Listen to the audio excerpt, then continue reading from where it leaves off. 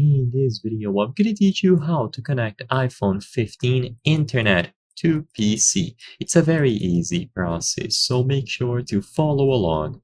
If you don't have access to a network on a PC or laptop, and you want to use the mobile data available on your iPhone 15 to connect that PC or laptop to the internet, you can do this. The main thing that you will need is going to be a USB cable.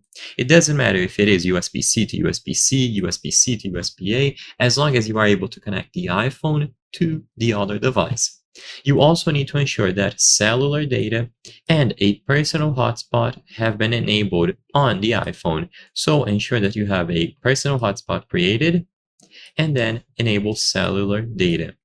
Once you have both of those set up, you can connect your iPhone to your PC or laptop, like I said before, primarily using a USB cable.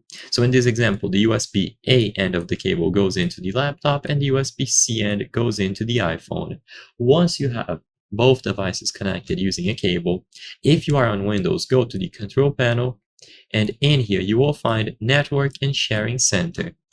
Inside, go over to the left side of the screen, so you choose Change Adapter Settings, and after a few seconds, your iPhone should be listed here as an available network connection.